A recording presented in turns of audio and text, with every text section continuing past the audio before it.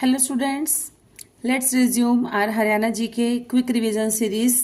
सो इस सीरीज में हमने आजकल स्टार्ट कर रखा है ग्रुप डी के सीईटी ग्रुप डी के जो प्रीवियस एग्जाम्स हुए हैं, एक ही बार हुआ है, जितने भी एग्जाम्स हुए हैं सारे हम लोग कवर करेंगे वन बाय वन।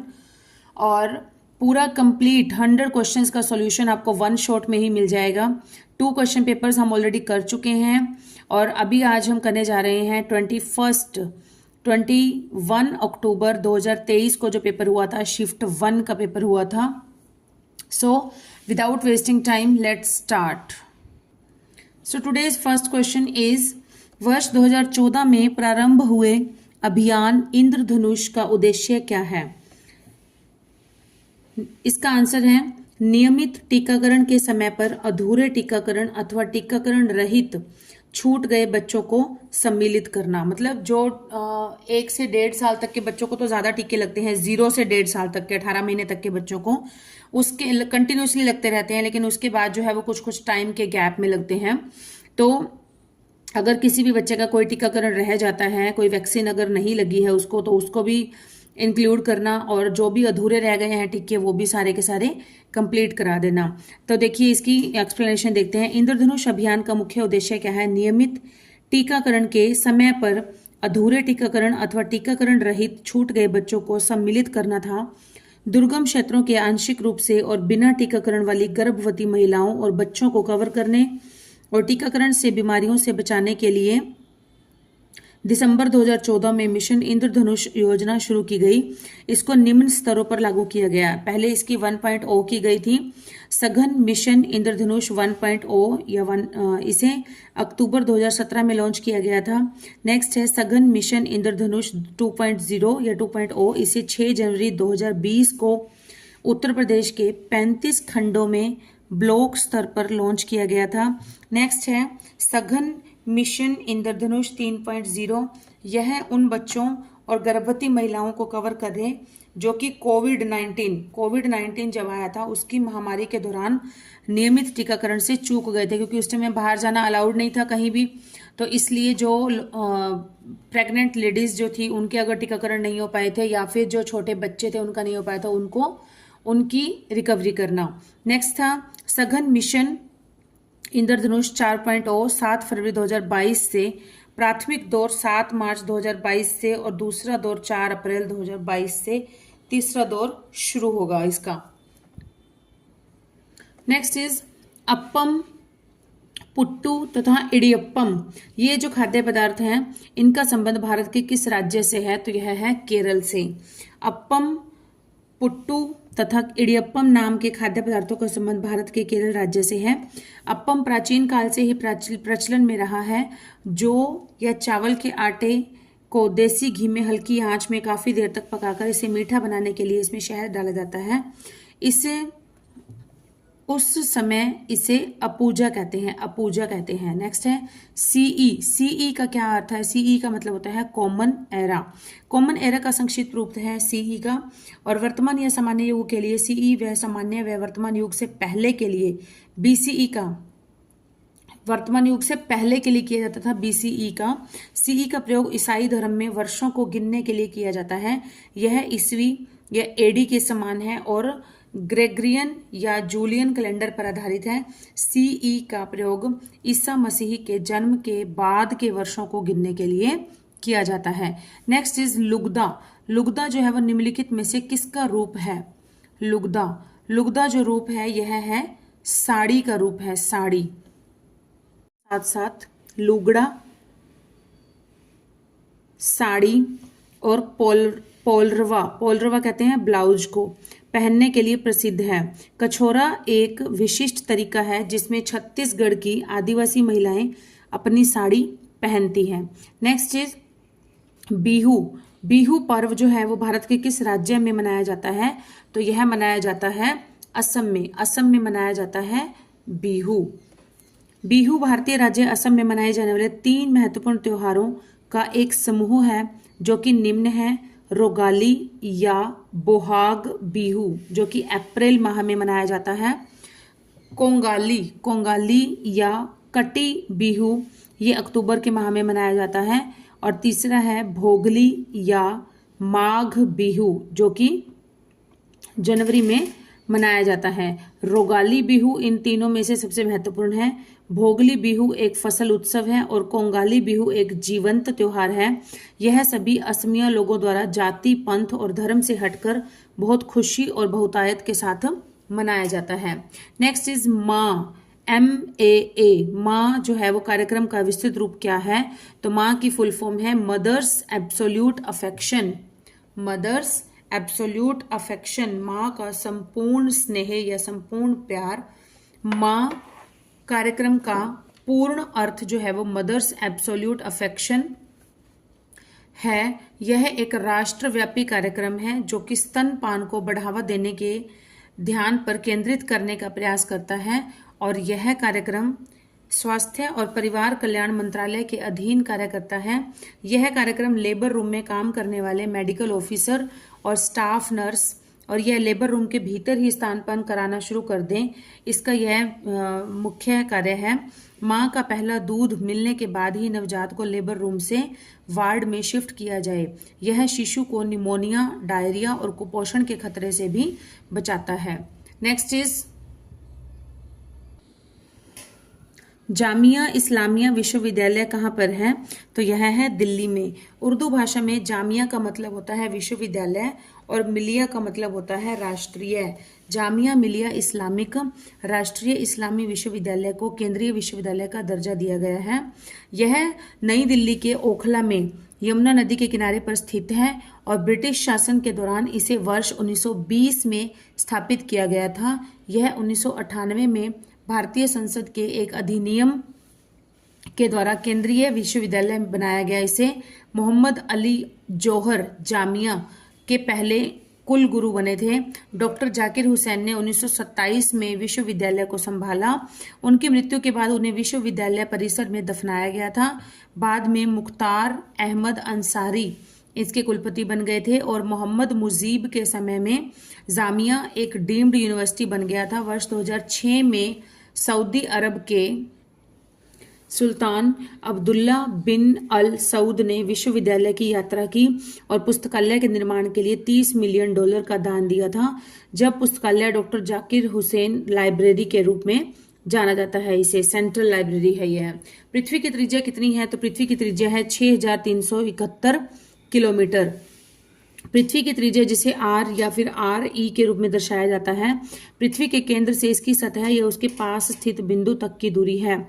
वैश्विक स्तर पर औसत मान आमतौर पर 6371 किलोमीटर या 3959 मील माना जाता है। International union of geodesy and geophysics 3 संदर्भ मान प्रदान करता है। 2 भूमध्य रेखा बिंदुओं पर एक ध्रुव पर मापी गई 3 त्रिज्याओं की औसत त्रिज्या, ऑथेलिक त्रिज्या जो कि समान सतह क्षेत्र वाले गोले की त्रिज्या है, R2 कहते हैं इसे, और वॉल्यूमेट्रिक त्रिज्या जो कि दीर्घवृत्त के समान आयतन वाले गोले की त्रिज्या R3 है। तीनों मान लगभग 6371 किलोमीटर हैं। मील में पूछा जाए तो 3959 मील है। नेक्स्ट इज जनगणना 2011 के अनुसार भारत की साक्षरता दर कितनी है? तो भारत की साक्षरता दर है 74.04 जो कि ऑप्शंस में गिवन नहीं है। भारत की जनगणना 2011 के अनुसार भारत की साक्षरता दर 74.04% रही। पुरुषों की साक्षरता दर थी इसमें से 82.14% और महिलाओं की थी 65.46% रही है। जबकि राष्ट्रीय सांख्यिकी आयोग ने 2017-18 में साक्षरता 77.7% होने का सर्वेक्षण किया था। नेक्स्ट इज ब्रिटिश भारत का इतिहास पुस्तक के लेखक कौन है? ब्रिटिश भारत का इतिहास, इसके लेखक हैं जेम्स मिल। लेखक हैं इसके James mill. History of British India नामक पुस्तक के लेखक हैं जेम्स मिल। और अगर पुस्तक आती है हिस्ट्री ऑफ हरियाणा, तो हिस्ट्री ऑफ हरियाणा के लेखक कौन है? हिस्ट्री ऑफ हरियाणा के लेखक हैं हमारे पंडित श्री राम शर्मा जी, पंडित श्री राम शर्मा। और इन्होंने एक और भी पुस्तक लिखी थी जिसका नाम है नवरत्न, नवरत्न हरियाणा की नवरत्न पुस्तक, वो भी पंडित श्री राम शर्मा जी ने लिखी थी। 3 भागों में विभाजित पुस्तक, कौन सी पुस्तक? History of British India. History of British India पुस्तक जो है वो 3 भागों में विभाजित है। यह पुस्तक 1817 ईस्वी में प्रकाशित हुई थी। स्कॉटिश इतिहासकार अर्थशास्त्री, दार्शनिक और राजनीतिज्ञ जेम्स मिल ने उल्लेख किया है कि वह कभी भारत नहीं गए और कोई भी भारतीय भाषा बोलने में असमर्थ थे। हालांकि उन्होंने दावा किया कि इससे काम का नैतिक उद्देश्य बेहतर हुआ। काम में मिल ने अक्सर हिंदू संस्कृति और परंपराओं की निंदा की और इसे इतिहासकारों ने उस अवधि के दौरान ब्रिटेन में भारतीय विरोधी भावनाओं के उदाहरण के रूप में देखा है। नेक्स्ट इज विश्व पर्यावरण दिवस कब मनाया जाता है? तो विश्व पर्यावरण दिवस मनाया जाता है 5 जून को। विश्व पर्यावरण दिवस की स्थापना 1972 ईस्वी में संयुक्त राष्ट्र महासभा द्वारा स्टॉकहोम सम्मेलन के समय की गई थी। विश्व पर्यावरण दिवस प्रति वर्ष 5 जून को मनाया जाता है। वर्ष 2024 के विश्व पर्यावरण दिवस का विषय क्या था? भूमि बहाली, मरुस्थलीकरण और सूखे के प्रति लचीलापन है, जिसका नारा है हमारी भूमि हमारा भविष्य हम हैं। नेक्स्ट इज स्वतंत्र भारत के प्रथम गवर्नर जनरल के रूप में किन्होंने कार्यभार संभाला? तो ये थे सी राजा गोपालचारी। लॉर्ड माउंटबेटन स्वतंत्र भारत के पहले गवर्नर जनरल थे। उन्होंने वर्ष 1947 से 1948 तक भारत के गवर्नर जनरल के रूप में कार्य किया। लॉर्ड माउंटबेटन ब्रिटिश भारत का एक अंतिम वायसराय था, जिसके समय में भारतीय स्वतंत्रता अधिनियम तैयार किया गया था। और सी राजगोपालाचारी स्वतंत्र भारत के पहले भारतीय गवर्नर जनरल थे। देखिए इसको एक्सप्लेन करती हूँ मैं। गवर्नर जनरल से रिलेटेड बनते हैं 3 क्वेश्चन, ठीक है। एक क्वेश्चन ये बनता है भारत के पहले गवर्नर जनरल कौन थे? भारत के पहले, तो इसका मतलब कि जब गवर्नर जनरल बनाने स्टार्ट हुए थे तब हमारा जो फर्स्ट गवर्नर जनरल था वो कौन बना था? तो वो ब्रिटिशर्स ने स्टार्ट किया था ये। तो उसी समय ऑब्वियस बात है कौन बना होगा? ब्रिटिशर ही बना होगा। तो उसका नाम था लॉर्ड विलियम बेंटिक। भारत का प्रथम गवर्नर जनरल कौन बना था? लॉर्ड विलियम बेंटिक बना था। नेक्स्ट क्वेश्चन बनता है स्वतंत्र भारत के प्रथम गवर्नर जनरल कौन थे? तो स्वतंत्र भारत के प्रथम, अगर ब्रिटिशर पूछा जाए तो ब्रिटिशर आएगा लॉर्ड माउंटबेटन। स्वतंत्र भारत के प्रथम गवर्नर जनरल बने थे लॉर्ड माउंटबेटन एक्चुअल में। लेकिन यहाँ पर ऑप्शंस में जो गिवन है, अगर इसमें ना यहाँ होना चाहिए था प्रथम भारतीय गवर्नर जनरल। यहाँ पर भारतीय मतलब जो भारतीय मूल के थे वो कौन बने थे? स्वतंत्र भारत के प्रथम भारतीय गवर्नर जनरल कौन थे? तो वो थे हमारे सी राजगोपालाचारी, ठीक है। और अगर एक क्वेश्चन और भी बन सकता है कि अंतिम वायसराय कौन था? ब्रिटिश भारत का अंतिम वायसराय कौन बना था? तो वो था लॉर्ड माउंटबेटन। 1947-48 में बने थे ये। नेक्स्ट इज पृथ्वी के चारों ओर स्थित जो परत है उसे क्या कहते हैं? उसे कहते हैं वायुमंडल।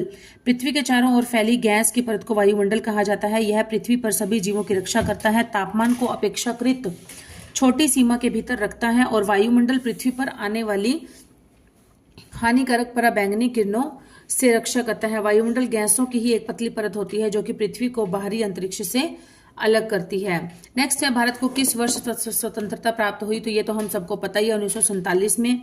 स्वतंत्रता दिवस 15 अगस्त को हर साल मनाया जाता है। 15 अगस्त 1947 को यूनाइटेड किंगडम से देश को ब्रिटिशर्स से, अंग्रेजों से देश को स्वतंत्रता मिली थी और भारत को स्वतंत्रता भारत के विभाजन के फलस्वरूप प्राप्त हुई थी। इसी दिन ही भारतीय स्वतंत्रता अधिनियम का प्रावधान लागू हुआ था। नेक्स्ट है निम्नलिखित में से कौन सा कार्यक्रम सभी सरकारी प्राथमिक विद्यालयों में शुरू किया गया? इसके अंतर्गत बच्चों को पका हुआ भोजन प्रदान किया जाता है। तो यह कौन सा कार्यक्रम है? तो यह है मध्याह्न भोजन योजना, मिड डे मील जिसे कहते हैं, मिड डे मील केंद्र सरकार की एक योजना है। यह सेंट्रल गवर्नमेंट की है एक योजना और इसमें सबसे पहले 1960 में शुरू किया गया था। और कहाँ पर शुरू किया गया था? तमिलनाडु में शुरू किया गया था। इस योजना के तहत सरकारी और सरकारी सहायता प्राप्त स्कूलों में कक्षा 1 से 8वीं तक के बच्चों को दोपहर का पौष्टिक भोजन दिया जाता है। इसका मकसद क्या है? बच्चों के पोषण स्तर में सुधार करना है और उन्हें कुपोषण से बचाना है। नेक्स्ट इज निम्नलिखित में से कौन सा स्थलीय प्रकृतिवास नहीं है? स्थलीय मतलब जो स्थल पर है, भूमि पर है जो। वर्षा वन है मतलब जंगल है, तो ऑब्वियस बात है ये तो भूमि की सतह पर ही होंगे। घास के मैदान है ये भी भूमि की सतह पर ही होंगे।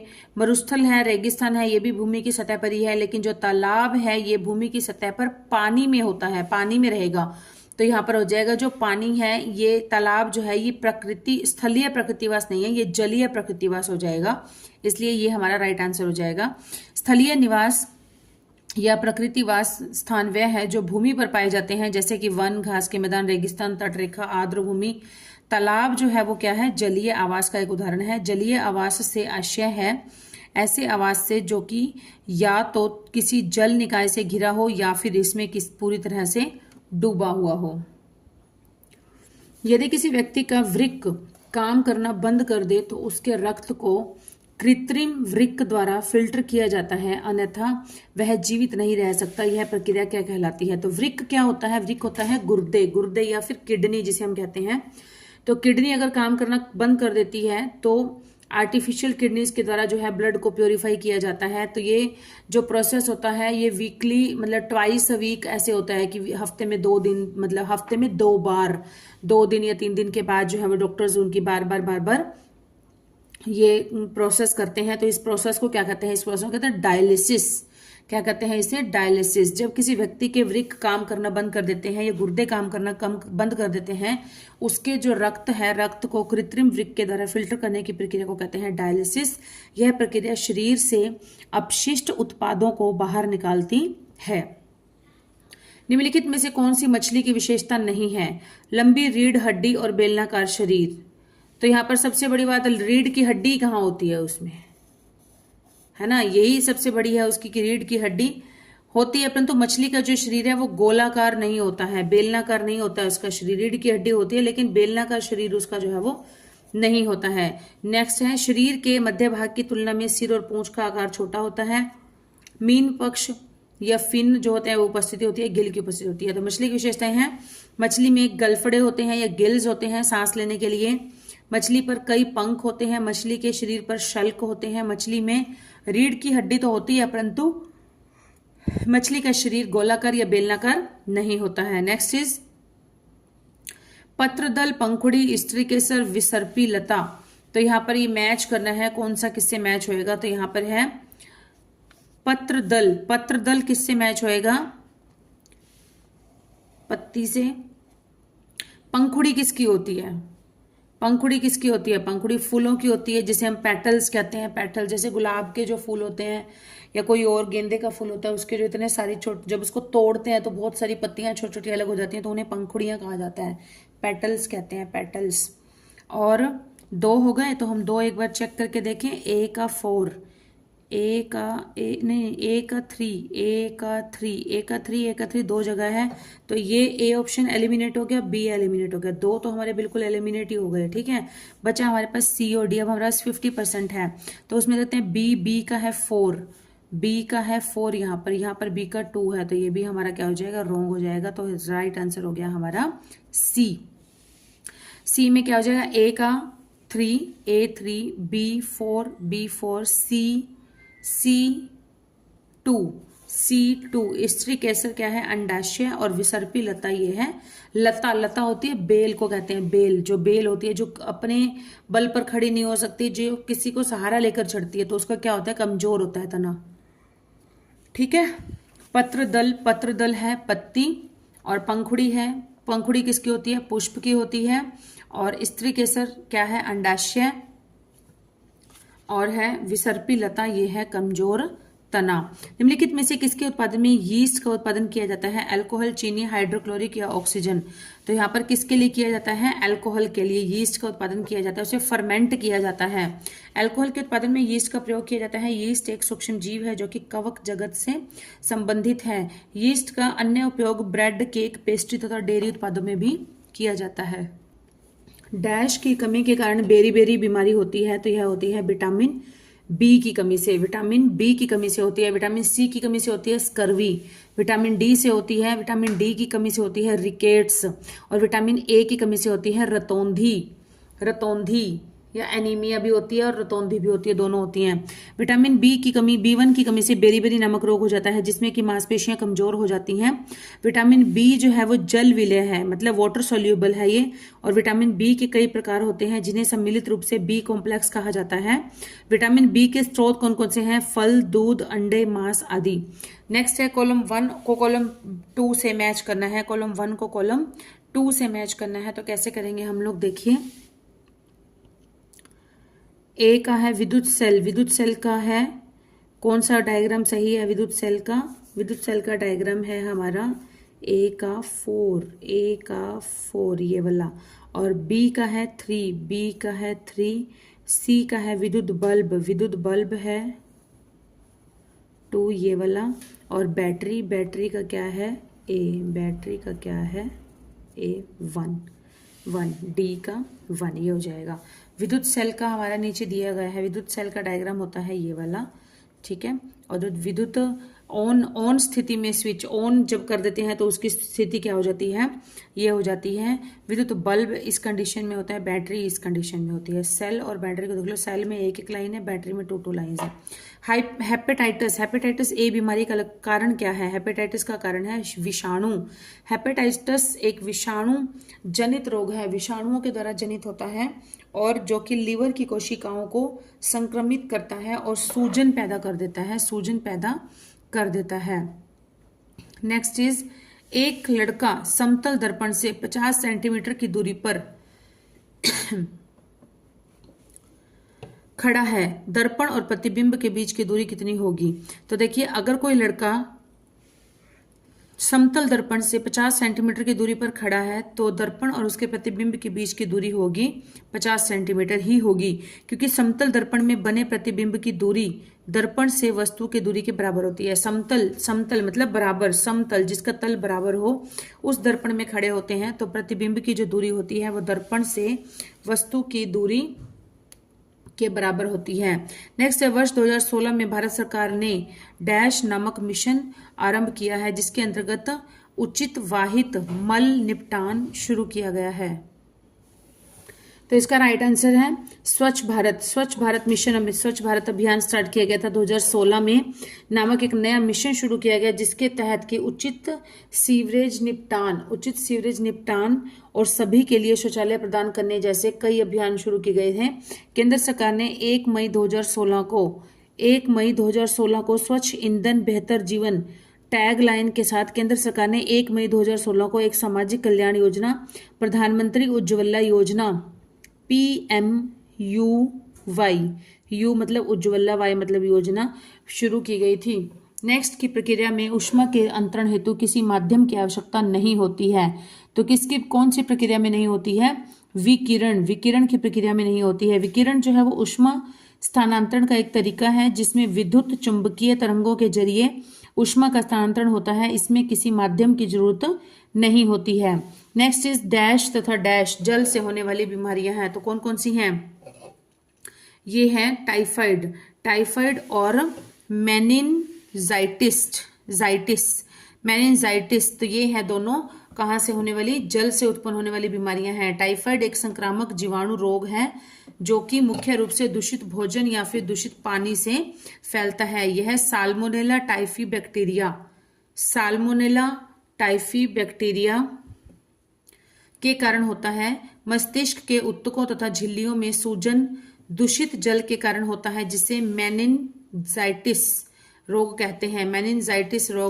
कहते हैं। नेक्स्ट इज भूकृमि अपने डैश से सांस लेते हैं। भूकृमि जो केंचुआ होता है, भूकृमि जो भूमि में रहने वाला जो कृमि होता है उसकी बात कर रहे हैं। तो वो किससे सांस लेते हैं? वो सांस लेते हैं त्वचा से। भूकृमि या फिर जिसे कहते हैं हम केंचुआ, और अपनी त्वचा से सांस लेते हैं। इनकी त्वचा नम होती है जिससे हवा आसानी से गुजर जाती है।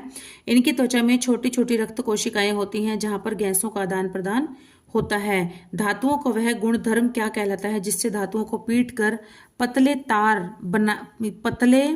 पत्थर बनाए जाते हैं, पतले पतले पत्थर बनाए जाते हैं। तो इसे कहते हैं कुटनीयता। क्या कहते हैं इसे? कुटनीयता कहते हैं इसे। नेक्स्ट है धातुओं को पीटकर पतले पत्थर वाले गुणधर्म को कूटनीयता कहते हैं और आघात वर्धनीयता भी कहते हैं इसे। सोना, चांदी, एल्यूमिनियम तथा टिन जैसी धातुओं को पीटकर बहुत पतली चादर बनाई जा सकती है। नेक्स्ट इज द्रव्यमान की एसआई इकाई क्या है? द्रव्यमान, द्रव्यमान होता है भार, तो भार की इकाई क्या है? एसआई इकाई है हमारी किलोग्राम। क्या है? किलोग्राम। द्रव्यमान की एसआई इकाई जो है वो है किलोग्राम। विश्व, इसमें से ओड चुनना है, कौन सा है? आलू, टमाटर, अदरक और गाजर। तो इनमें से ओड जो है वो है टमाटर, क्योंकि आलू, अदरक और जो गाजर है वो ज़मीन के अंदर उगते हैं, लेकिन जो टमाटर है वो ज़मीन से बाहर उगता है। नेक्स्ट है, दो कथन दिए गए हैं, इनमें से बताना है कौन सा सही है। सभी जानवर कुत्ते हैं और कुछ कुत्ते खतरनाक हैं। सभी जानवर कुत्ते हैं, कुछ कुत्ते खतरनाक हैं। तो निष्कर्ष एक है, सभी जानवर खतरनाक हैं और कुछ कुत्ते जानवर हैं। तो यहाँ पर इसका जो डायग्राम है ये देखिए, सभी जानवर खतरनाक हैं। सभी जानवर खतरनाक हैं, तो जानवर का खतरनाक से तो कोई डायग्राम मैच ही नहीं होता, तो ये गलत हो गया। कुछ कुत्ते जो हैं वो जानवर हैं। सभी जानवर कुत्ते हैं वो ठीक है, लेकिन कुछ कुत्ते जानवर हैं ये नहीं है इसके अंदर, तो ये दोनों ही जो है वो गलत हो जाएंगे। निष्कर्ष एक भी गलत है, निष्कर्ष दो भी गलत है। यदि एक निश्चित कूट भाषा में कोवेट COVET को FRYHW लिखा जाता है, तो उसी भाषा में हाइड को क्या लिखा जाएगा? तो हम देखते हैं इसका कौन से पैटर्न से इसको बनाया गया है। तो ये इसका रहेगा पैटर्न है, हम देखते हैं इसको कि C के बाद है F, C को इन्होंने डिनोट किया है F से, और O को किया है R से। तो CDEF मतलब 3, C का प्लेस होता है 3, F का हो गया 6, है ना। और इस तरह से 3 प्लस किए गए हैं सारे सभी में। तो यहाँ पर नेक्स्ट भी हमारा जो दिया गया है उसको भी 3 प्लस कर देंगे। HIDE, H को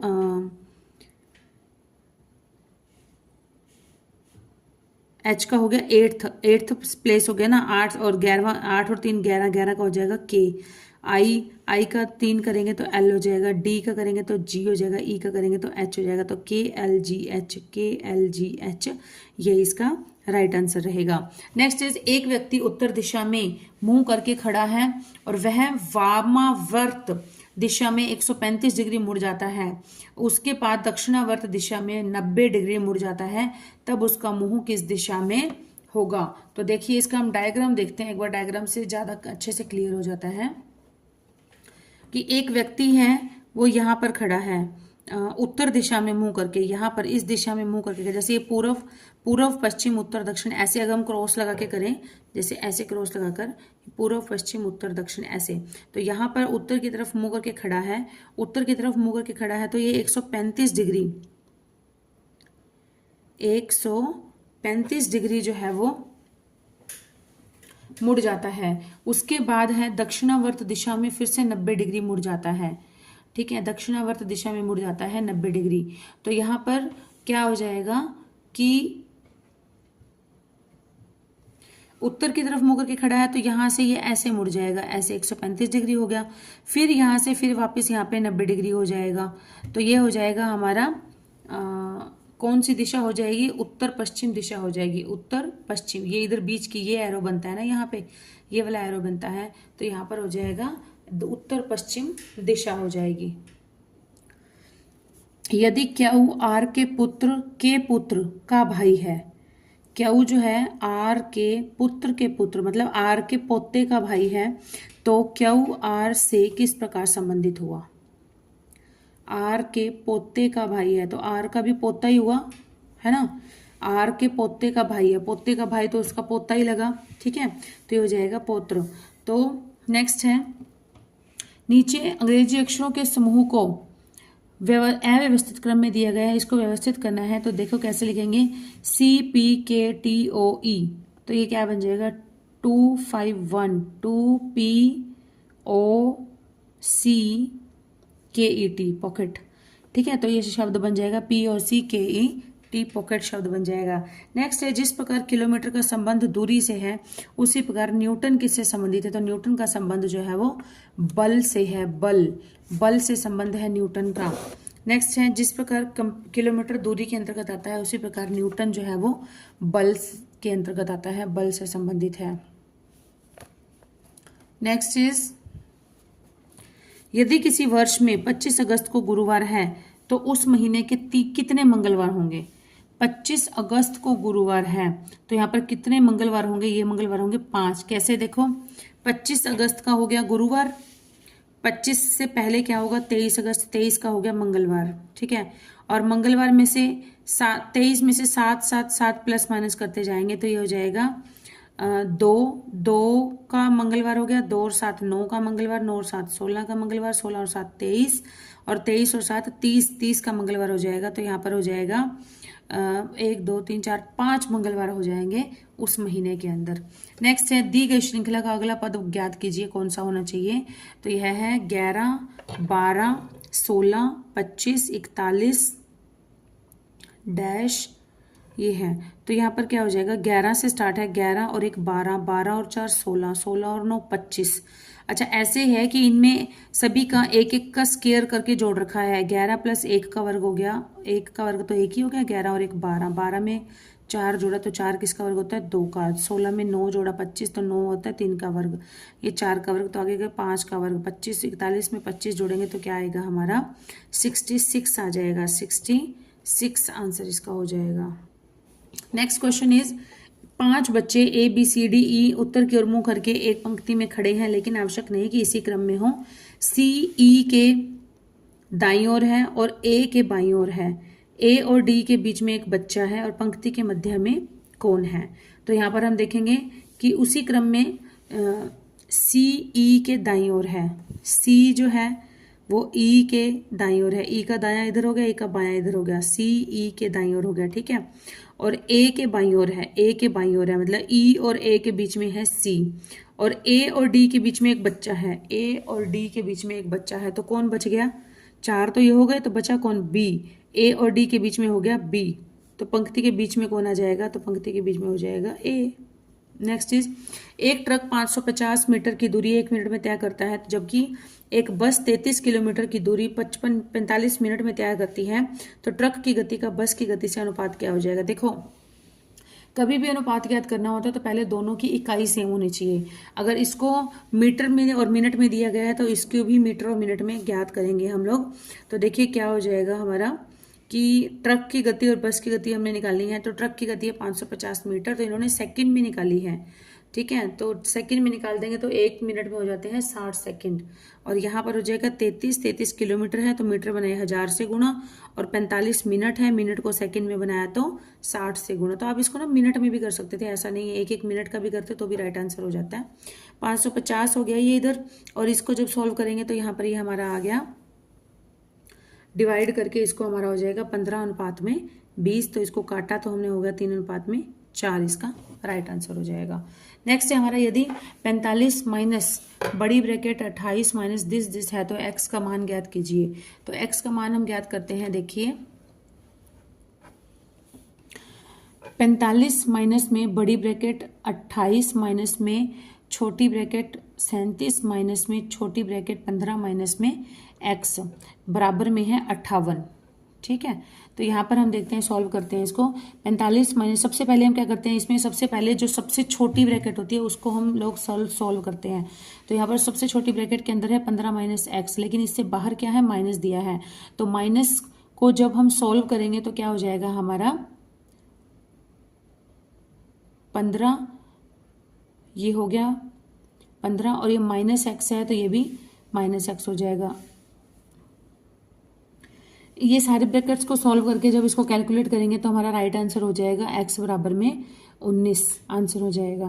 नेक्स्ट है, एक बेलन की त्रिज्या उसकी ऊंचाई से 5 सेंटीमीटर अधिक है। यदि बेलन का वक्र पृष्ठ क्षेत्रफल 792 वर्ग सेंटीमीटर है तो इसका आयतन घन सेंटीमीटर में कितना होगा। तो हम देखेंगे इसका, बेलन की त्रिज्या और ऊंचाई कितनी दी गई है हमें।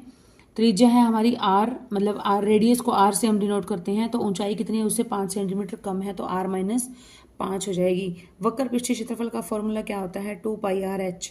2 pi r h, 2 pi r है, r का r है, h कितनी है, h r minus 5 is equal to 7 92।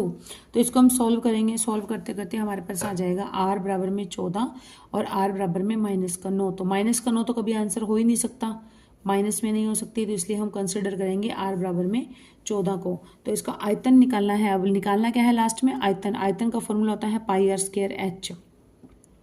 Pi r square, pi की वैल्यू 22/7, आर स्क्वायर कितना हो जाएगा? आर हमने निकाला 14 गुणा 14 गुणा एच कितना है? एच जो है वो क्या होना चाहिए? वो आर से 5 सेंटीमीटर कम होगा। तो 14 में से 5 किया तो क्या हो जाएगा? माइनस किया तो हो जाएगा 9। तो सॉल्व करेंगे इसको, 22 गुणा 2 गुणा 14 गुणा 9। तो इसको सॉल्व करके हम लिखेंगे तो ये आएगा 5544 घन सेंटीमीटर। नेक्स्ट इज साधारण ब्याज की किस दर से कोई राशि 12 वर्षों में समय से दुगनी हो जाती है? तो अगर ये 10 वर्षों में आता है ना तो फिर तो 10% ही इसका राइट आंसर होता है, वो तो आप याद ही रख लेना। बेशक 10 वर्षों में दुगनी हो जाती है तो वो 10% होती है। अगर 12 वर्षों में पूछा है तो इसका आंसर हो जाएगा 8 × 1/3%। अभीष्ट वार्षिक दर हो जाएगी 2 - 1 गुणा 100/12। तो आंसर हो जाएगा 8 सही 1/3। दो संख्याएं हैं 2:3 के अनुपात में है, यदि उनका योग 125 है तो संख्याएं पूरी क्या होंगी? तो संख्याएं हो जाएंगी 50 और 75। 25 गुणा 50 और 25 से 75 2:3 का अनुपात बनता है। दोनों संख्याएं क्रमशः हमने मान लिया। माने अगर सोल्व करके देखें तो माने ये हो जाएगा 2x और दूसरी है 3x। 2x + 3x टोटल, दोनों का टोटल कितना है? 125 है। तो x की वैल्यू आ जाएगी 25। तो पहली संख्या क्या थी? 2x थी, तो 2 को 25 से मल्टीप्लाई किया तो 50x, और दूसरी क्या थी? 3x, तो 3 को उससे मल्टीप्लाई किया तो हो जाएगा 75। तो ये दोनों जो है वो राइट आंसर हो जाएंगे। ए तथा बी ने क्रमशः 22,500 और 35,000 रुपये निवेश करके एक व्यापार आरंभ किया और 27,600 के कुल लाभ में से बी का भाग कितना होगा? तो पहले दोनों का रेशियो निकालेंगे कि कितना कितना भाग दोनों में से किस किस ने ऐड मतलब डाला था उसमें बिजनेस में। तो हम देखते हैं यहाँ पर क्या हो जाएगा कि ए ने किया था 22,500 और बी ने किया था 35,000। तो दोनों को 2 0 से 2 0 कट गई, तो इस हिसाब से हम इसको करेंगे तो ये हमारा हो जाएगा 9 और कट जाएगा और 350 कट जाएगा 14 पे। तो बी का लाभ कितना हो जाएगा? बी का पार्ट था 14 बटे में दोनों का टोटल 9 और 14 इन दोनों का टोटल गुणा में टोटल जितना प्रॉफिट हुआ है 27,600 में से, तो ये हो जाएगा 16,800 इसका जो है वो टोटल प्रॉफिट हो जाएगा। नेक्स्ट इज यदि किसी आयत के विकर्ण की लंबाई तथा क्षेत्रफल क्रमशः 25 मीटर तथा 168 वर्ग मीटर है तो आयत की लंबी भुजा क्या होगी? तो हम देखते हैं इसको। आयत की लंबाई दी गई है आपको 25 मीटर, चौड़ाई विकर्ण की लंबाई है, आयत के विकर्ण की लंबाई है, ये विकर्ण है 25 मीटर। तो 25 मीटर क्या होएगा? आधार प्लस लंब का वर्ग होएगा, उसी का स्क्वायर रूट करके 25 निकला है। तो l² + b² = 625 और l × b का मतलब क्या हुआ? ये है हमारा क्षेत्रफल। क्षेत्रफल कितना होता है आयत का? लंबाई गुणा चौड़ाई। l × b = 168। तो यहाँ पर हम इसको सॉल्व करेंगे, क्या करेंगे देखो। अब समीकरण 1 में ये समीकरण जो है इसका दुगना जोड़कर वर्गमूल करने पर, तो इसको जब सॉल्यूशन करेंगे, जब हम इसका समीकरण 1 का और समीकरण 2 का जो डेटा हमें प्रोवाइड हुआ है इससे, तो हमारा हो जाएगा l + b = 31, l - b = 17। तो इसको सॉल्यूशन करेंगे दोनों का, तो b से b कैंसिल, 2l = 48, l = हो जाएगा 24 मीटर हो जाएगा। एक l मतलब लंबाई जो है वो 24 मीटर हो जाएगी। और तो ये हमें क्या दिया गया है? आयत के विकर्ण की लंबाई हमें 25 दी गई है और वैसे आयत की लंबाई आ गई हमारे पास, भुजा की लंबाई आ गई 24 मीटर। नेक्स्ट क्वेश्चन इज यदि x बटे वाई बराबर 1/3 और x² + y² अपॉन में x² - y² का वैल्यू निकालना है तो क्या हो जाएगा? तो हम देखेंगे x अपॉन वाई = 1/3 गिवन है। तो सबसे पहले हमें करना क्या होता है इसमें कि जो हमें जिसकी वैल्यू हमें फाइंड आउट करनी है उसको हमें इसी फॉर्म में ही कन्वर्ट करना पड़ेगा। x अपॉन वाई की फॉर्म में कन्वर्ट करेंगे तभी तो हम इसकी वैल्यू पुट कर पाएंगे। तो x अपॉन वाई की फॉर्म में करेंगे तो क्या करेंगे? दोनों को हमने y² से डिवाइड कर दिया, तो x² अपॉन में y² + 1, x² अपॉन y² - 1। तो x अपॉन वाई का होल स्क्वायर हो गया, तो यहाँ पर वैल्यू रख देंगे 1/3 का होल स्क्वायर प्लस 1/3 का होल स्क्वायर -1। तो इसको सॉल्व करके हो जाएगा 10/9 अपॉन में -8/9, 9 9 कैंसल, तो ये हो जाएगा -10/8 -5/4। 4 इसका राइट आंसर हो जाएगा। नेक्स्ट इज दो संख्याओं का HCF है 28 और उनका LCM है 336 तो एक संख्या अगर 112 है तो दूसरी संख्या क्या होगी? तो इसका फॉर्मूला होता है बिल्कुल ईजी सा। देखिए इस टाइप के क्वेश्चन के अंदर होती हैं 4 चीजें होती हैं। कौन कौन सी? एक पहली संख्या, एक दूसरी संख्या और होता है HCF और LCM। ठीक है, 4 चीजें होती हैं। तो इन 4 चीजों से कोई भी 3 चीजें हमें अगर मिल जाती हैं तो हम चौथी चीज जो है वो चौथा जो डिजिट है वो आंसर अपने आप फाइंड आउट कर सकते हैं। कैसे? पहली संख्या गुणा में दूसरी संख्या बराबर में HCF गुणा में LCM। तो इसमें से कोई भी एक चीज जो हमें फाइंड आउट करनी होती है, सपोज हमें पहली संख्या फाइंड आउट करनी है तो फॉर्मूला हो जाएगा HCF इंटू LCM अपॉन में दूसरी संख्या। जो गिवन एक चीज गिवन होती है वो नीचे आ जाती है, अपॉन में आ जाती है डिनोमिनेटर में। तो इस तरह से यहाँ पर हमें क्या निकालना है? दूसरी संख्या। तो ये हो जाएगा हमारा पहली संख्या मतलब HCF गुणा LCM अपॉन में एक संख्या जो गिवन है, तो उससे सॉल्व करने से आ जाएगी हमारी दूसरी संख्या। तो क्या आ गई? यहाँ पर आ गई 84। अरुण एक सेल से स्केट्स का एक जोड़ा खरीदता है जहां पर उसे 20% बट्टा मिल रहा है। यदि उसने 1600 रुपए दिए तो निम्न में से कौन सी राशि उस स्केट्स के एक जोड़े का अंकित मूल्य है? तो अंकित मूल्य कितना हो जाएगा हमारा? 2000 हो जाएगा। आप इसको उल्टा भी करके देख सकते हैं, क्योंकि अगर 2000 होगा तो 2000 रुपए पर अगर आप 20% मतलब छूट देंगे तो 20% छूट हो जाएगी 400 रुपए। तो 2000 में से 400 गया तो 1600 रुपए आ गया। ठीक है, तो अभीष्ट अंकित मूल्य है कितना? इसका अंकित मूल्य का फॉर्मूला क्या हो जाता है? विक्रय मूल्य गुणा में 100 बटे में 100 माइनस छूट प्रतिशत। अगर मैंने आपको इसलिए बताया था कि कई बार हमें क्या होता है कि कोई फॉर्मूला अगर याद नहीं रहता है तो आप सिंपल तरीके से भी इसकी कैलकुलेशन करके देख सकते हैं। इन चारों का अगर एक एक विक्रय मतलब अंकित मूल्य मान कर 20% डिस्काउंट निकाल कर अगर हमारा 1600 जिस पे आ जाएगा तो वो हमारा राइट आंसर हो जाएगा। ठीक है, तो ये हो जाएगा हमारा सॉल्यूशन इस टाइप से। नेक्स्ट है बराबर समय में ए बी से 20% कम कार्य करता है। यदि ए किसी कार्य को 7.5 घंटे में पूरा कर सकता है तो बी उसी कार्य को कितने समय में पूरा कर पाएगा? तो बी उस काम को कर पाएगा 6 घंटे में पूरा। देखते हैं कैसे। ए की और बी की कार्यक्षमता का अनुपात हो जाएगा 4:5। तो बी का समय कितना है? बी का समय है 4 गुणा 7.5 घंटे बटे में 5। तो कितना हो जाएगा ये हमारा? इसको सॉल्व करेंगे तो हमारे पास बच जाएगा 6 घंटे। तो बी का समय हो जाएगा हमारा 6 घंटे। नेक्स्ट है 17 गेंदों को 720 रुपए में बेचने पर 5 गेंदों के क्रय मूल्य के बराबर हानि होती है। तो एक गेंद का क्रय मूल्य कितना हो जाएगा? तो एक गेंद का क्रय मूल्य हम देखते हैं। माना कि प्रत्येक गेंद का क्रय मूल्य है x और 17 गेंदों का हो जाएगा 17x। हानि कितनी है? 5x। तो 17 गेंदों का विक्रय मूल्य कितना होगा? 17 माइनस 5 12x। 12x बराबर में 720 और x बराबर में हो जाएगा 60। मतलब एक बॉल का क्रय मूल्य हो जाएगा 60 रुपीज।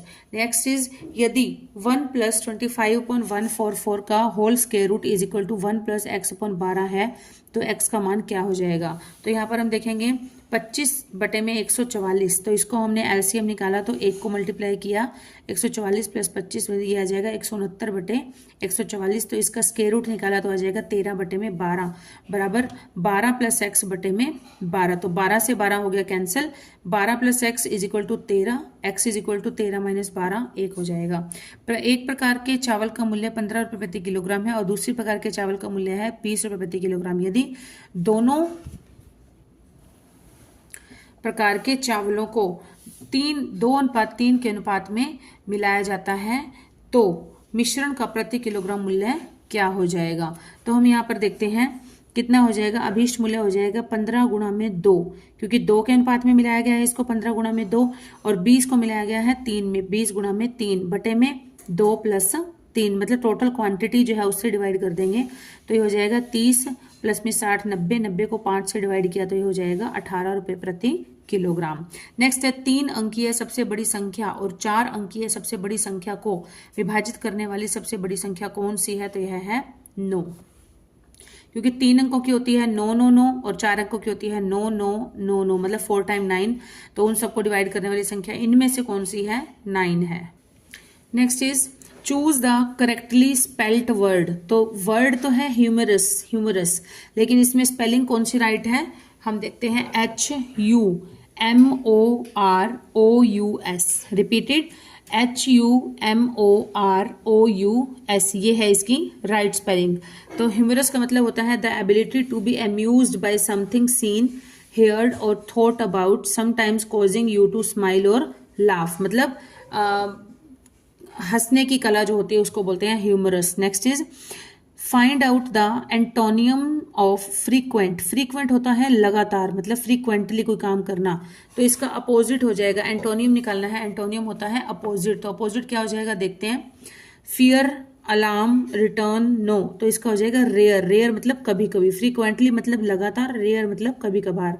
तो फ्रीक्वेंट होता है appearing repeatedly from time to time, okay. And antonym हो जाएगा इसका रेयर, इनफ्रीक्वेंट, इररेगुलर या seldom. Next is choose the alternative, मतलब पैसिव वॉइस बताना है इसमें। The accountant took the cheque from the customer, तो यहाँ पर मेन हमारा जो ऑब्जेक्ट है वो क्या है, चेक, द चेक। अब टुक दिया है, टुक क्या है, सेकंड फॉर्म है। सेकंड फॉर्म को हम चेंज करते हैं किसमें, was verb plus third form में चेक करते हैं। तो यहाँ पर एक है ऑप्शन वॉज टेकन और दूसरा है इज टेकन, तो बिल्कुल गलत हो गया हमारा। और यहाँ पर हैड बिन टेकन भी बिल्कुल गलत हो गया। दो ऑप्शन हमारे एलिमिनेट हो गए इसी एक पॉइंट से, क्योंकि टुक है सेकंड फॉर्म और सेकंड फॉर्म को हम लोग चेंज करते हैं was were plus third form में, ठीक है। तो यहाँ पर हम इसको और इसको दोनों को देखते हैं। The cheque, the customer was taken, customer कैसे आ जाएगा, कस्टमर तो आएगा ही नहीं क्योंकि फ्रॉम द कस्टमर है, कस्टमर में तो यहाँ पोजेशन है, बट यहाँ पर मेन ऑब्जेक्ट है हमारा द चेक, तो इसलिए हमारा जो राइट आंसर हो जाएगा the cheque was taken from the customer by the accountant. Repeat, the check was taken from the customer by the accountant. Next is change the following sentence into indirect speech. Indirect speech में इसको change करना है, कैसे करेंगे देखिए। शक्ति said to his friend, look out, there is a snake behind you. तो यहाँ पर क्या है, लुक आउट, देखो, मतलब स्नेक है, तो कौन सी टाइप का सेंटेंस है, वार्निंग दी जा रही है। वार्निंग दी जा रही है, वार्निंग के लिए क्या हो जाएगा, वार्नड हो जाएगा, okay.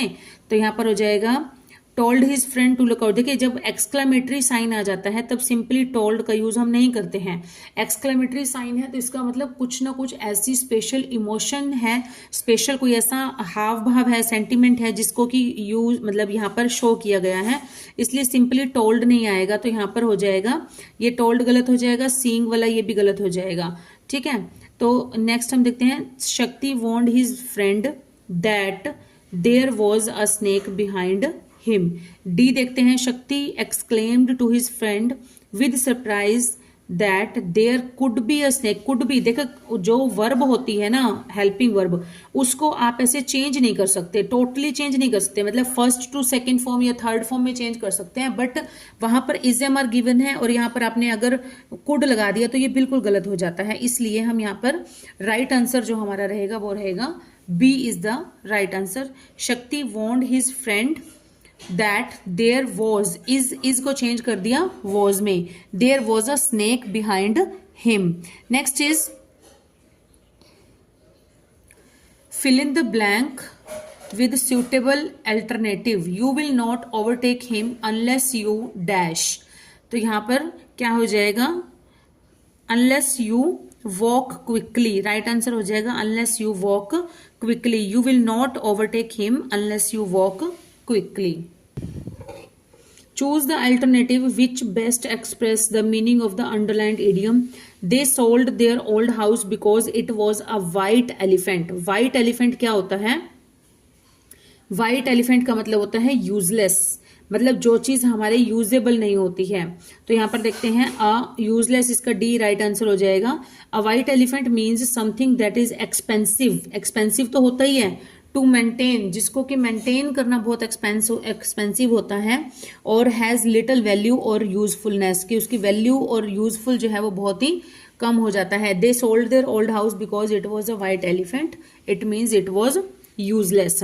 Next is find out the synonym. Synonym मतलब समानार्थक बताना है अंडरलाइन वर्ड का। Hopefully, to travel hopefully is a better thing than to arrive, and the true success is to labour.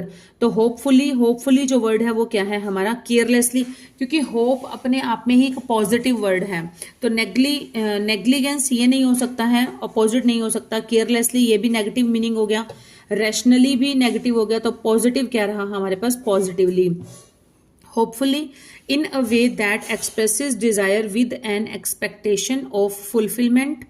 Synonym हो जाएगा इसका पॉजिटिवली, एक्सपेक्टेंटली, सैंग्विनली और trustfully. Okay, next is, इनको सीक्वेंस में लगाना है, कौन से 4 पार्ट्स को जंबल में दिया गया है, रीअरेंज करना है। Even today in many countries, P है neglected and there are 4 women continue to be. S1 और S6 ये तो फिक्स रहते हैं, PQRS इनको हमने करना होता है। तो हम देखते हैं क्या बनेगा, women even today in many countries women continue to be neglected and there are fewer women than men who have had the benefit of education and vocation training। ये देखिए इसमें थोड़ा सा क्लू है हमारे पास, क्या है कि विमेन यहाँ पर मेन सब्जेक्ट हो जाएगा, विमेन कंटिन्यू टू बी, जहां पर टू बी आ जाएगा, टू बी के बाद हमारी क्या आती है, थर्ड फॉर्म आती है, BE के बाद आती है हमारी थर्ड फॉर्म। तो ये हो जाएगा women continue to be neglected and there are far fewer women than men who have had the benefit of education and vocation training। Okay, next is, तो इसका राइट आंसर हो जाएगा QPSR। Next question is, choose the correct alternative to improve the underline part of the following sentence. Request not to sit, passengers are requested not to sit on the floor. तो यहां पर इसको कैसे लिखेंगे, right बनेगा, इसका right option होगा to not to set, passengers are requested to not to set on the floor. ये एक क्या है, पैसिव वॉइस बना हुआ है, ये पैसिव वॉइस बना हुआ है, इसलिए इसको हम इस तरह से लिखेंगे, पैसेंजर्स आर रिक्वेस्टेड, टू लगाकर ऐड होएगा, to not to sit on the floor.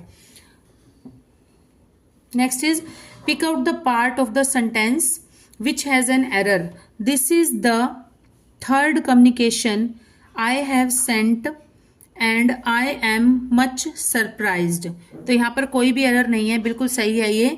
This is the third communication I have sent and I am much surprised। बहती गंगा में हाथ धोना, मुहावरे का अर्थ क्या है, मुहावरे का अर्थ होता है अवसर का लाभ उठाना। बहती गंगा में हाथ धोना मुहावरे का अर्थ है अवसर का लाभ उठाना, मौके का फायदा उठाना। नेक्स्ट इज, दिए गए किस विकल्प में वाक्य का शुद्ध रूप नहीं है।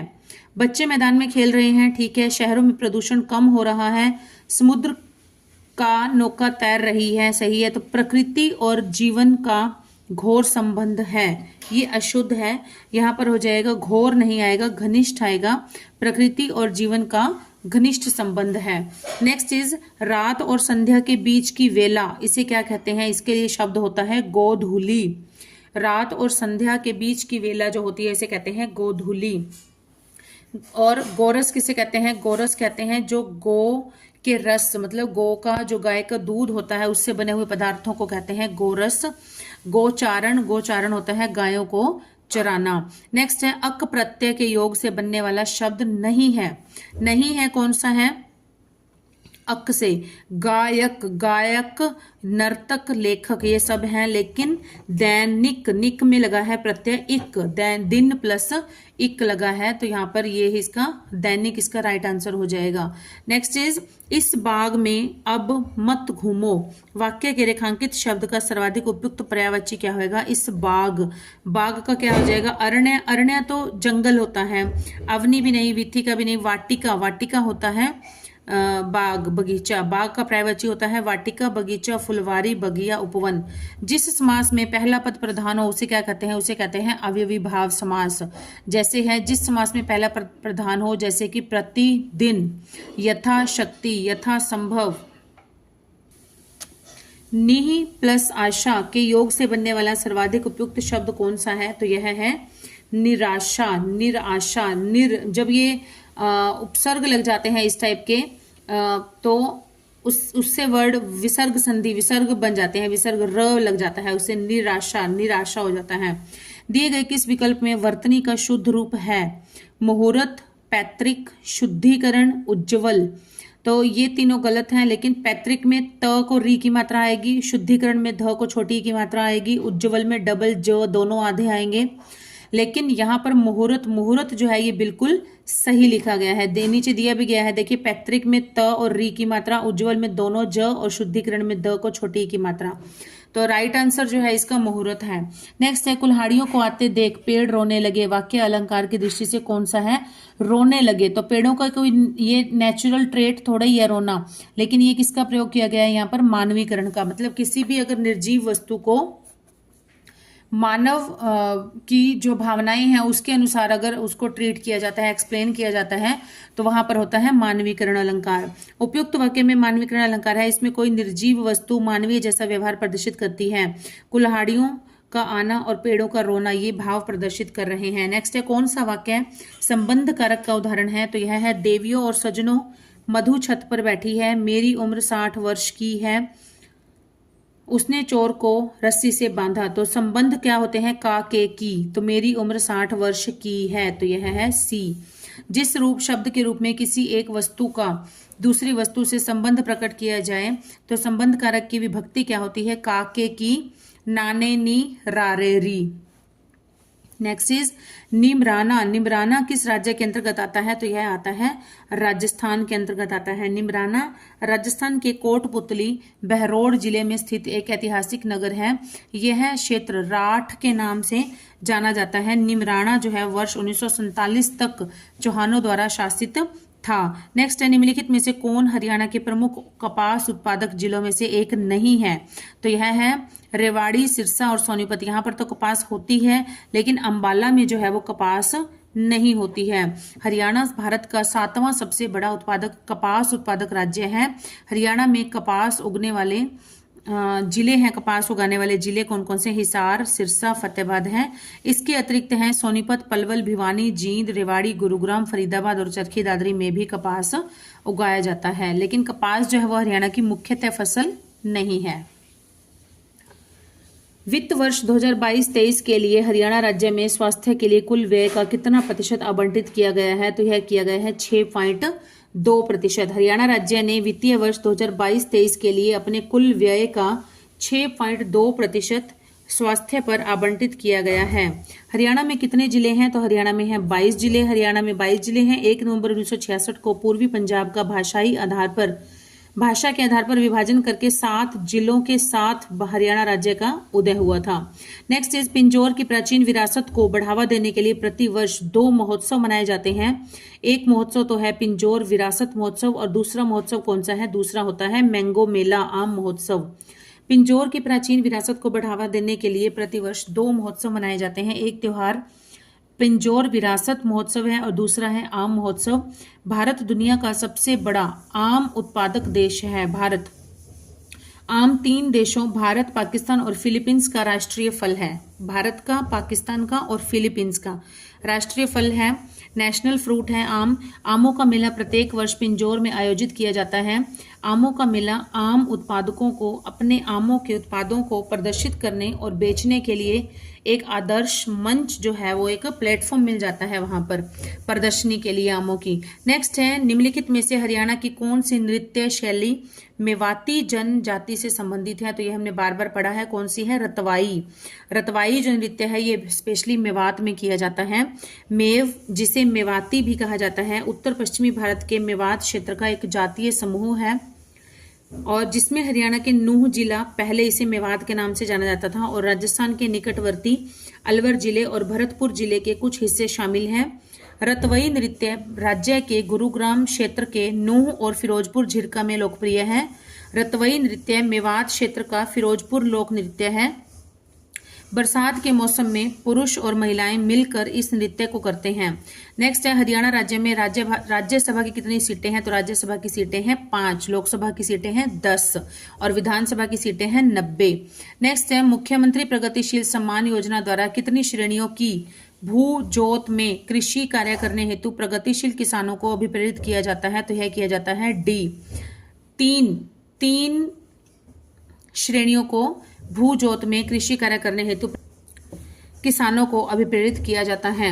मुख्यमंत्री प्रगतिशील किसान सम्मान योजना के तहत प्रगतिशील किसानों को प्रथम, द्वितीय व तृतीय स्तर पर क्रमशः 5 लाख, 3 लाख और 1 लाख रुपए दिए जाते हैं। पहला पुरस्कार 1 किसान, दूसरा 2 किसान और तीसरा 5 किसानों को दिया जाता है। इसके अलावा जिला स्तर पर भी 4 सांत्वना पुरस्कार दिए जाते हैं। नेक्स्ट है नारनौल किस जिले में है? तो नारनौल है हमारा महेंद्रगढ़ जिले में स्थित है नारनौल। एक मान्यता के अनुसार करीब 1000 वर्ष पूर्व दिल्ली के शासक अनंगपाल तंवर के रिश्तेदार राजा नूनकरण ने इस नगर को आबाद किया था। 12वीं शताब्दी के तीसरे दशक में मुस्लिम संत हजरत तुर्कमान यहाँ पर आए और उनके साथ ही मुसलमानों का यहाँ पर प्रभाव बढ़ने लगा और नारनौल जो है वो मुस्लिम आधिपत्य में आ गया। नेक्स्ट है नाडा साहिब गुरुद्वारा अंबाला में है। नाडा साहिब गुरुद्वारा घग्गर नदी के तट पर स्थित है। तो ये बताना है कौन सा ठीक है। नाडा साहिब गुरुद्वारा जो है वो अंबाला जिले में नहीं है क्योंकि नाडा साहिब गुरुद्वारा है पंचकुला जिले में। और दूसरा जो ऑप्शन है वो राइट है कि नाडा साहिब गुरुद्वारा घग्गर नदी के तट पर स्थित है। पंचकुला की शिवालिक की पहाड़ियों में घग्गर हाकरा नदी के तट पर स्थित यह वह स्थान है जहां पर गुरु गोबिंद सिंह जी 1688 ईस्वी में भंगानी की लड़ाई के बाद पोंटा साहिब से आनंदपुर साहिब की यात्रा करते समय यहाँ पर रुके थे। तो हरियाणा में नेक्स्ट है हरियाणा में महिलाओं द्वारा बुजली गहना कहाँ पर पहना जाता है? तो बुजली पहना जाता है कान में। नेक्स्ट है निम्नलिखित कथनों पर विचार करें। रोहतक में पुलिस आयुक्तालय स्थित है और सोनीपत में पुलिस आयुक्तालय स्थित है। तो ये कौन सा ठीक है? तो इसमें से दूसरा जो है वो ठीक है। रोहतक में पुलिस आयुक्तालय नहीं है, सोनीपत में पुलिस आयुक्तालय है। हरियाणा में पहले 3 कमिश्नरी थी जिसमें गुरुग्राम, पंचकुला और फरीदाबाद शामिल थे। नया कमिश्नरेट हरियाणा का सोनीपत बना है और केवल बी कथन जो है वो सही है कि रोहतक जो है वो पुलिस कमिश्नरी नहीं है। किस जिले में भारतीय राष्ट्रीय शिक्षा विश्वविद्यालय स्थित है? तो यह है हमारा गुरुग्राम में। इसको शॉर्ट में बोला जाता है INDU, Indian national defence university, जो कि है गुरुग्राम में। भारतीय राष्ट्रीय रक्षा विश्वविद्यालय हरियाणा के गुरुग्राम जिले के बिनोला गांव में स्थित है।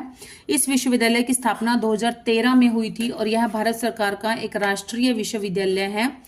नेक्स्ट है महाभारत काल में हरियाणा के लिए किस पद का उपयोग किया गया था? हरियाणा के लिए कहा जाता था बहुधान्यक।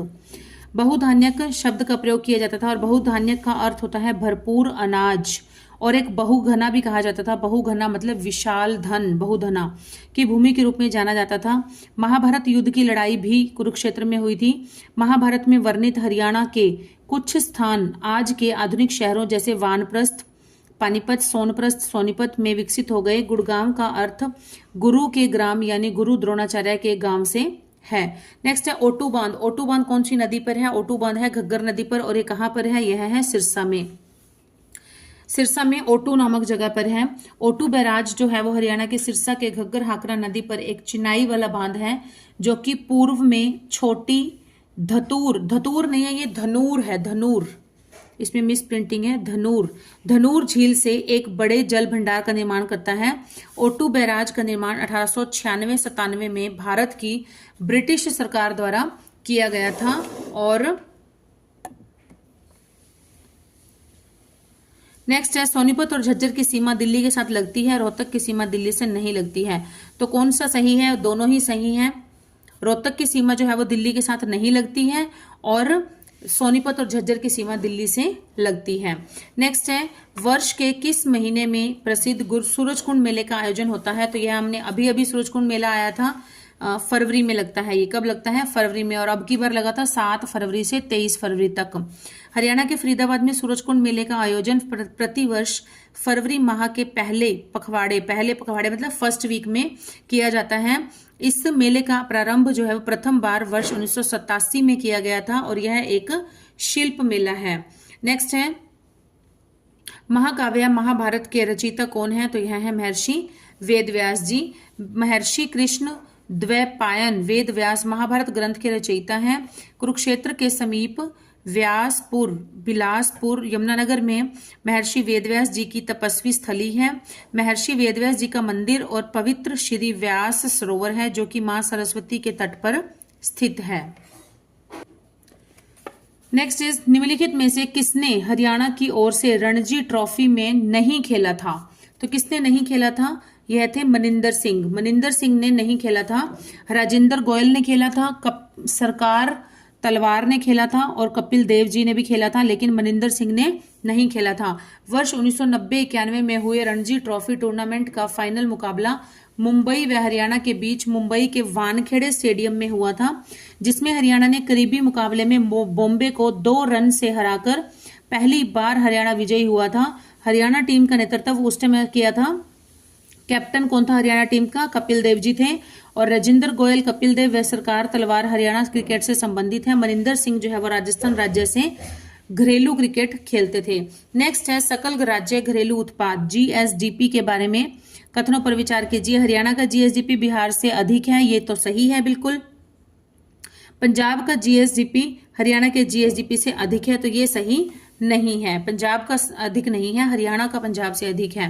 नेक्स्ट है राष्ट्रीय सुरक्षा guard NSG national security guard के संबंध में निम्नलिखित में से कौन सा कथन सही है? एनएसजी का जो प्रचलनात्मक मुख्यालय जो है वो मानेसर में है। दूसरा है एनएसजी केंद्रीय गृह मंत्रालय के अधीन है, तो इसमें से कौन सा सही है? फर्स्ट वन सही है कि एनएसजी का जो मुख्यालय है वो कहां पर है? मानेसर में है। एनएसजी इन्हें और क्या कहा जाता है? इन्हें कहते हैं black cat commando. Black cat commando के नाम से भी इन्हें जाना जाता है। और इसका जो मुख्यालय है वो कहां पर है? मानेसर में है। भारत की एक एलीट सिक्योरिटी फोर्स है जो कि एंटी टेररिज्म, होस्टेज रेस्क्यू और स्पेशल सिक्योरिटी मिशन में तैनात रहती है। एनएसजी का गठन भारतीय संसद के राष्ट्रीय सुरक्षक अधिनियम के अंतर्गत कैबिनेट सचिवालय के द्वारा 1986 में किया गया था और राष्ट्रीय सुरक्षक गृह मंत्रालय के निरीक्षण में काम करते हैं। एनएसजी का मुख्यालय मानेसर में स्थित है। दोनों ही कथन सही हैं, ए और बी दोनों सही हैं। गरिमा चौधरी किस खेल से संबंधित है? तो गरिमा चौधरी का जो संबंध है वो है हमारा जूडो से संबंधित है गरिमा चौधरी। गरिमा चौधरी एक भारतीय जूडो खिलाड़ी हैं। उन्होंने 2022 लंदन ओलंपिक में महिला 63 किलोग्राम वर्ग में भारत का प्रतिनिधित्व किया था। उन्होंने दक्षिण एशियाई खेल 2019 में महिलाओं के 70 किलोग्राम भार वर्ग में स्वर्ण पदक जीता था। निम्नलिखित में से कौन सा वृक्ष हरियाणा का राज्य वृक्ष है? तो राज्य वृक्ष हमें पता है कौन सा है? पीपल। इसे पीपल भी कहा जाता है और इसे पवित्र अंजीर भी कहा जाता है। हरियाणा का राज्य वृक्ष है पीपल। इसका वैज्ञानिक नाम है फाइकस रिलीजियोसा। रिलीजियोसा जो शब्द है वो किससे बना है? रिलीजियस का हिंदी का अर्थ होता है कि धार्मिक मतलब इसका जो है वो धर्म में भी हमारे बहुत हिंदू धर्म में भी बहुत अधिक महत्व है पीपल वृक्ष का। हम पूजा करते हैं, यहाँ पर दिया जलाते हैं। यह भारत का एक देसी वृक्ष है। इसके पेड़ की छाल जो है वो सूजन और गर्दन ग्रंथियों की सूजन में उपयोगी है। इसका अंग्रेजी नाम क्या है? पवित्र अंजीर है। नेक्स्ट है इंदिरा गांधी अति उष्मीय शक्ति परियोजना हरियाणा के किस जिले में स्थित है? तो यह है झज्जर जिले में स्थित है। Indira Gandhi super thermal power project Haryana के झज्जर जिले में स्थित है। यह खानपुर खुर्द संयंत्र के दक्षिण में और झारली गांव संयंत्र के उत्तर में के बीच में स्थित है। यह परियोजना Aravali power company private limited के स्वामित्व में संचालित है। Next and the last question of this class of this question paper is निम्नलिखित में से कौन हरियाणा राज्य का पर्यावरण और वन और वन्य जीव मंत्री है? तो जिस समय ये क्वेश्चन पूछा गया था उस समय कौन था? उस समय थे हमारे श्री कंवरपाल जी। लेकिन अभी वर्तमान में जो है, वर्तमान में वन विभाग के वन्य जीव मंत्री कौन है? वर्तमान में है हमारे श्री राव नरवीर सिंह जी जो कि कहाँ से बिलोंग करते हैं? जो बिलोंग करते हैं बादशाहपुर सीट से, जो कि गुरुग्राम में है। गुरुग्राम की बादशाहपुर सीट से बिलोंग करते हैं और वर्तमान में राव नरबीर सिंह जी हैं, हरियाणा के वन्य जीव मंत्री, ये दिए गए यहाँ पे। ओके स्टूडेंट्स, आज की क्लास हमारी यहीं पर ही समाप्त करते हैं। जल्दी मिलेंगे नए क्वेश्चन पेपर को लेकर, नए क्वेश्चंस के साथ। Till then keep studying and keep hard working and please do support this channel. Bye students.